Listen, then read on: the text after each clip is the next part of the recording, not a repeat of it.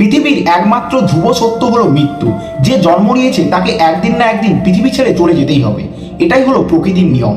কিন্তু আপনারা জানেন কি, আমাদের হিন্দু শাস্ত্র ও পুরাণে এমন 7জন মহামানবের উল্লেখ রয়েছে যারা এই অমোঘ নিয়মকেও হার মানিয়েছে।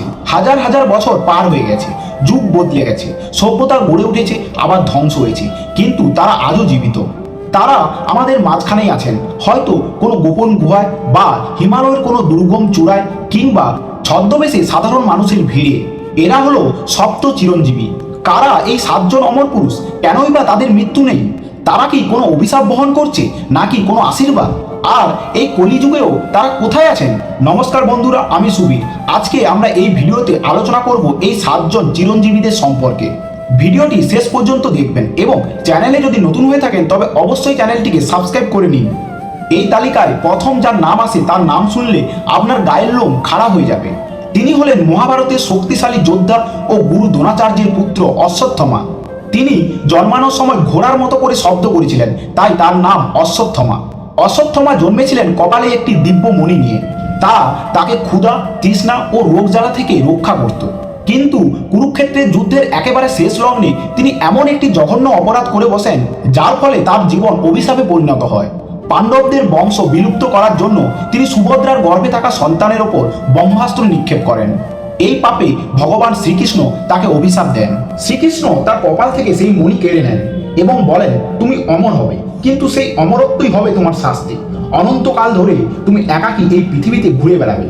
তোমার শরীর পচে গলে যাবে, রক্ত ও পুজের গন্ধে কেউ তোমার কাছে আসবে না। তুমি মৃত্যু চাইবে, কিন্তু মৃত্যুও তোমাকে স্পর্শ করবে না। বিশ্বাস করা হয় আজও অশ্বত্থামা ভারতের নানা প্রান্তে ঘুরে বেড়াচ্ছেন। বিশেষ করে মধ্যপ্রদেশের বুরহানপুরের কাছে আশিরগড় কেল্লায় তাকে নাকি প্রায়ই দেখা যায়। স্থানীয় মানুষদের বিশ্বাস তিনি প্রতিদিন সকালে সেখানকার শিব মন্দিরে এসে সবার আগে পুজো দিয়ে যান। এরপর আমরা কথা বলবো বজরংবলী শ্রী হনুমানজি সম্পর্কে। রামায়ণের সবচেয়ে শক্তিশালী ও জনপ্রিয় চরিত্র হলো হনুমান। কিন্তু হনুমানজি কেন এখনো পৃথিবীতে আছেন?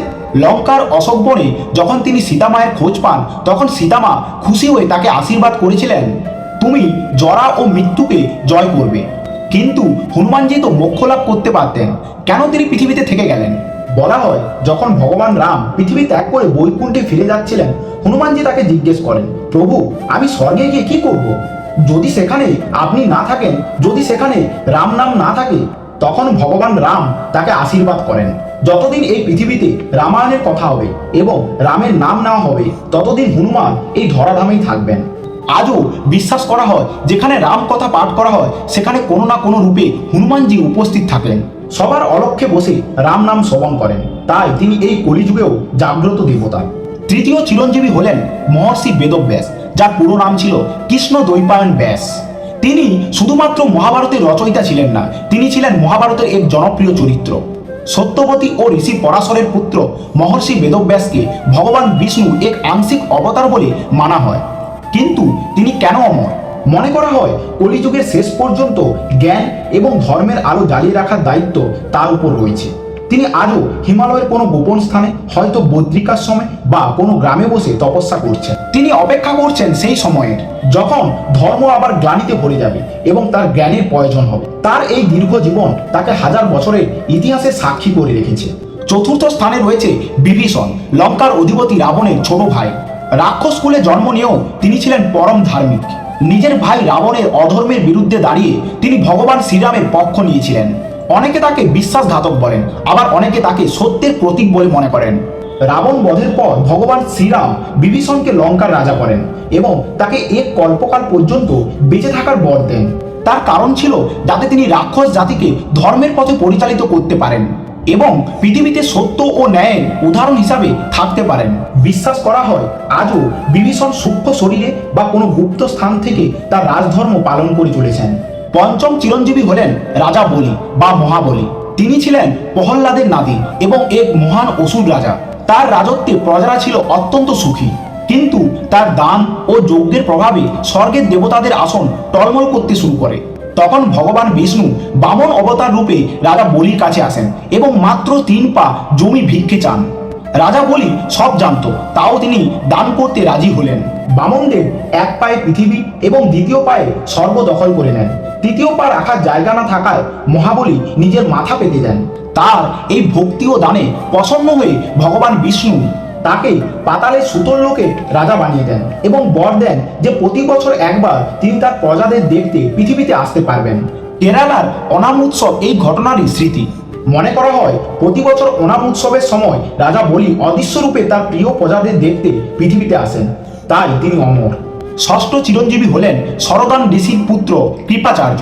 মহাভারতে কৌরব ও পাণ্ডবদের কুলগুরু ছিলেন তিনি।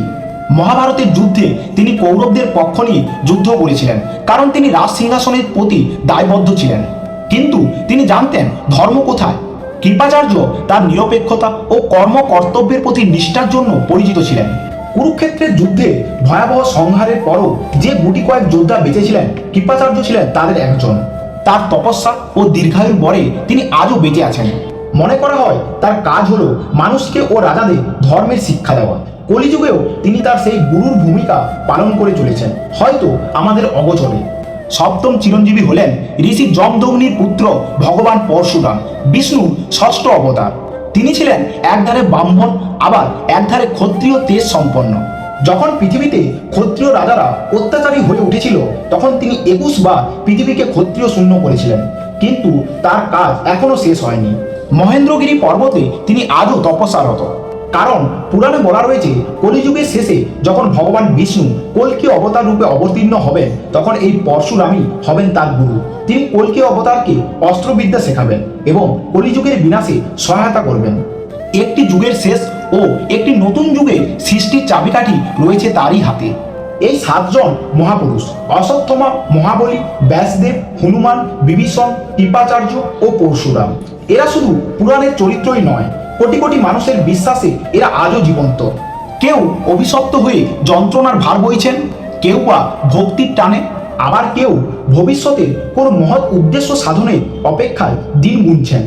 বিজ্ঞান হয়তো বলবে মানুষ 150 বছরের বেশি বাঁচতে পারে না, কিন্তু বিশ্বাসের জগতে যুক্তি সবসময় শেষ কথা বলে না। আমাদের আশেপাশে ঘটে যাওয়া অনেক অলৌকিক ঘটনা রয়েছে, যা আমাদের আজও ভাবতে বাধ্য করে, সত্যিই কি তারা আছেন? হয়তো তারা আমাদের আশেপাশে সাধারণ মানুষের বেশে ঘুরে বেড়াচ্ছেন, সময়ের সাক্ষী হয়ে। আপনার কি মনে হয় তা কমেন্টে অবশ্যই জানাবেন।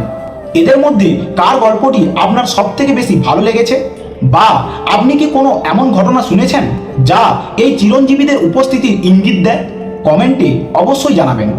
ভিডিওটি যদি ভালো লাগে তাহলে লাইক করুন এবং চ্যানেলটিকে সাবস্ক্রাইব করুন, এবং এই ধরনের গল্প বন্ধুদের সাথে শেয়ার করুন।